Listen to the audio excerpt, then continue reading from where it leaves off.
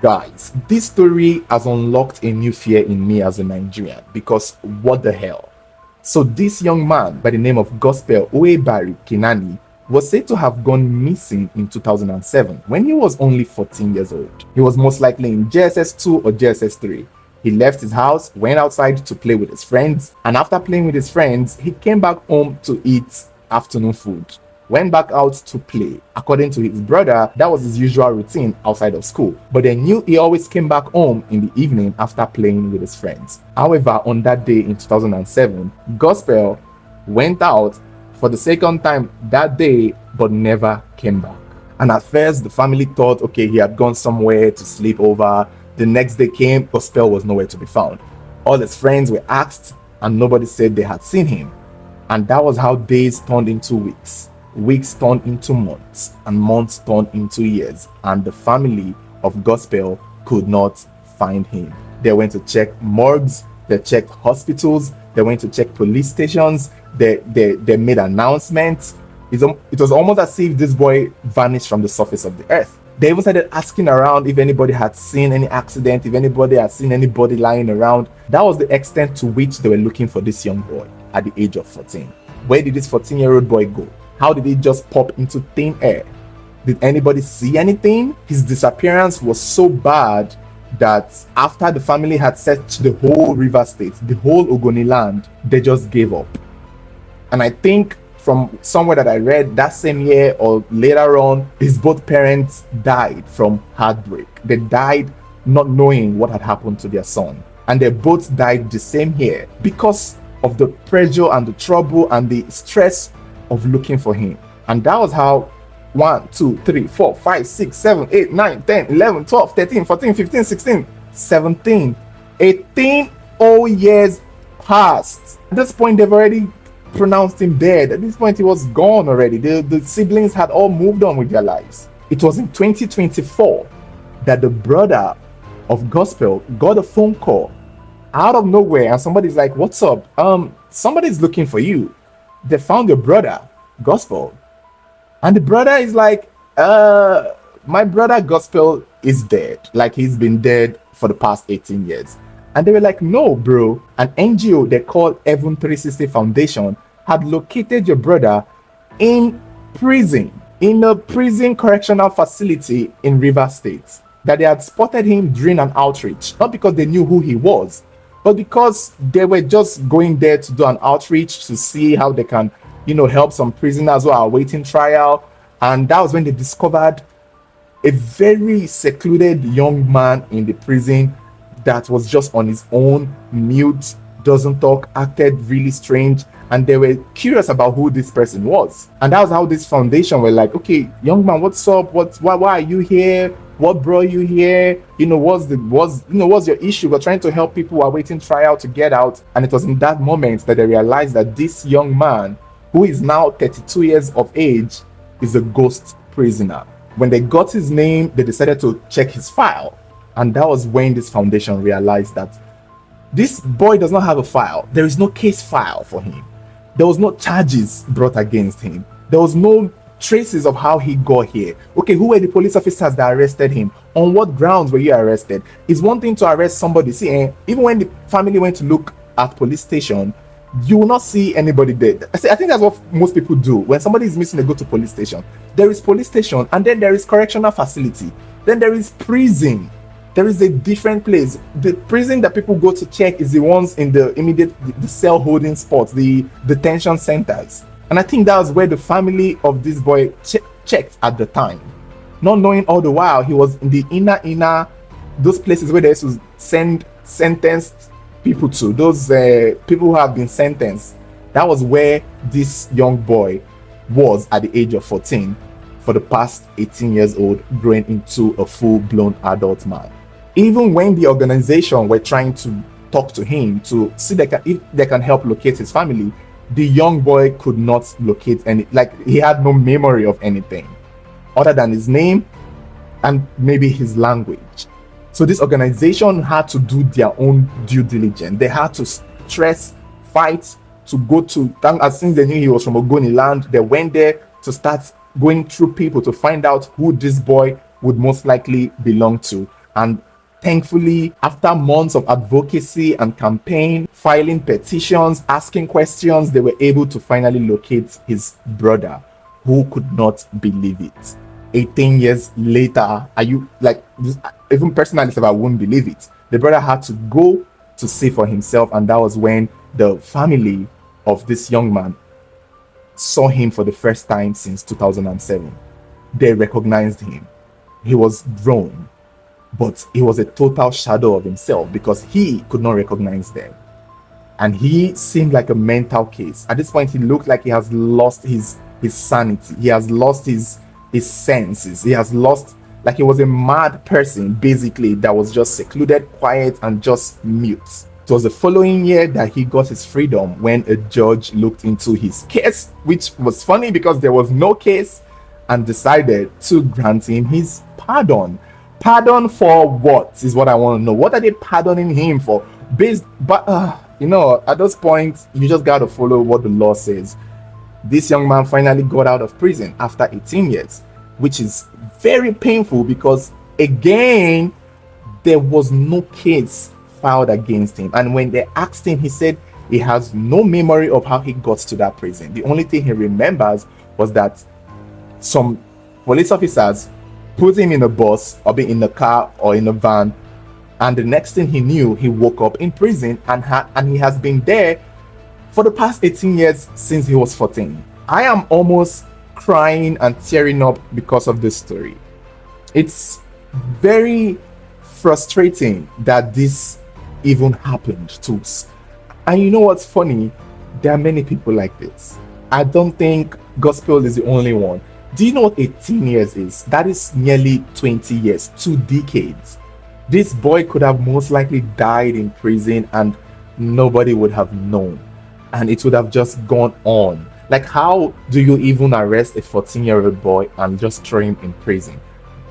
Where is the case? Like, I feel like they need to find the officers who threw him into that cell. Because for him to get into that correctional facility, he would have been arraigned before a judge.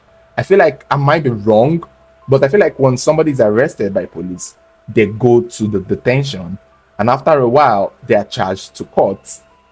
And whether you plead guilty or not guilty, you're now sent to the facility to be held there till your trial. And I think that was how this boy would have gotten there. But for them now to say that there was no case file for him, that I don't believe that. They've just hidden the case file. Somebody has thrown it away. Somebody has deleted it, has gone somewhere because they know this would implicate the people who arrested him and brought him there. But for some reason, now the case file does not even exist. And I will not even be surprised if there was never even a case file. But so then, how did he get to the correctional facility? And you will find this confusing when you read the interview the brother had with the Punch newspaper. When they asked him, if anybody has given him an explanation, money, or apologies, the brother, according to his interview with Punch, said that he's even getting threats from the prison officials, that they are calling to threaten him to be grateful that he got his brother back, to shut up and not talk to the press, to stop going on social media, that is going to get them in trouble, that he should just let it die and let it go and just move on. This is how you know. Because why, as a prison official, why are you trying to silence the brother from fighting? Why exactly is that the case? This is a very painful thing. We're hearing that there are lawyers filing a lawsuit against the government. I'm not sure they're suing for billions of naira, as they should, by the way. And God, with everything in me, I do hope they win the money. Are you kidding me? This boy's parents died. They sold land, they sold properties, they got scammed by people who promised to find it. Where did they not go to find this boy? And they died thinking they'll probably see him in the afterlife, only to go there and still not see him. And you mean to tell me 18 years of this young man's life taken away from him, and the prison officials are saying, die the case, let it go, be quiet? I feel like they should sue the entire River States, sue the entire states, because somebody has to pay in millions You don't understand. They should be getting over 900 million naira from this case. Like, what in the hell? It's so like, and what do you expect? Somebody who was a child playing, eating from his parents' home, locked up in a cell prison. Only God knows the amount of physical abuse. Because now they're saying that they have checked all his organs, all his vitals, it's fine. The only thing that the family are struggling with now is his mental health. That they've not been able to get words from him. That they're not even like he still is even like surprised as to who are all these people. Are you like he's a shadow of himself mentally. The kind of healing this boy is going to spend the rest of his life healing from this trauma. He's going to spend the rest of his life waking up thinking he's still in prison. He's going to spend the rest of his life wondering where his life has gone. Would he be able to remember how and who? Like, wow. I've done a lot of stories where it involves missing people. One of the first stories that, and now I'm thinking about it, I'm starting to believe maybe this is the case of a lot of people who go missing without a trace. Maybe, just maybe. Because the prison alone is crowded. So why are people still trying to get innocent people locked up there still? Guys, I had cried reading the story. Talking about it is enraging me because it's so easy for people's lives to just get destroyed by the system. It's one thing to be accused for a crime that you did not do because you were probably connected to it. It's another thing to just be picked up and thrown in cell. That case file should be found. If they cannot provide the officers who brought him, who arrested him, whether they are retired, whether they are still serving, or whether they are dead, somebody needs to be held accountable for the destruction of this young man's life. I don't want to even pray if this was my brother because I would not know what to do. This is painful, y'all. I just do hope that he's able to. Where do you start from? Oh my God. Though I read that he was in primary school, I just had to read it that at the time he went missing, he was in a government primary school. He was in an elementary school, which is odd for a 14-year-old boy, because I thought he would be in JSS3 and not primary 3. So I guess maybe he is a slow or late developer. And I think that would most likely might have been what played a role in his situation.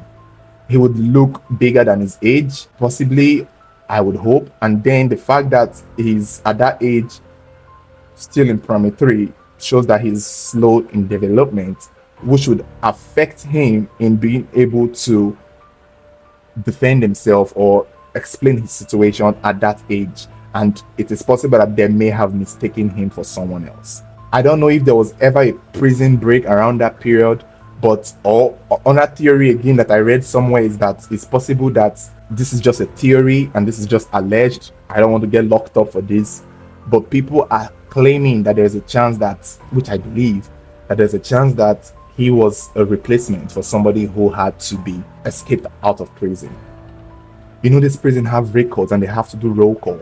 So if you have to break somebody out of prison or pay a huge sum of money to prison people to get somebody out, that person would have to be replaced by someone else, which would mean they need to check the roll call to find out the name this young man answers in prison.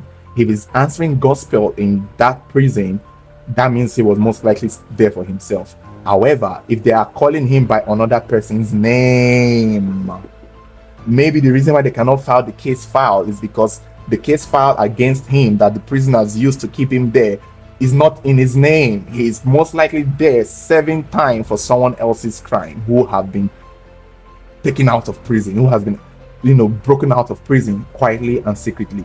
Just a theory.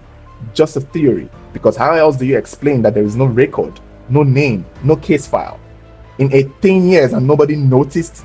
And as someone who has been detained before and who have seen people who have gone to prison, I can tell you they keep records. They have names. These officials be writing. Even up until this day, they don't even use computer again. So you cannot be like, oh, the thing deleted on the system. The system wiped. It is written, and they keep records. There are people whose job it is to keep records and writing of the people who brought here the case file, the person, the prosecution, the lawyers, the people who have, they have a file for that. The reason why this organization could not find the file is because it is not in his name.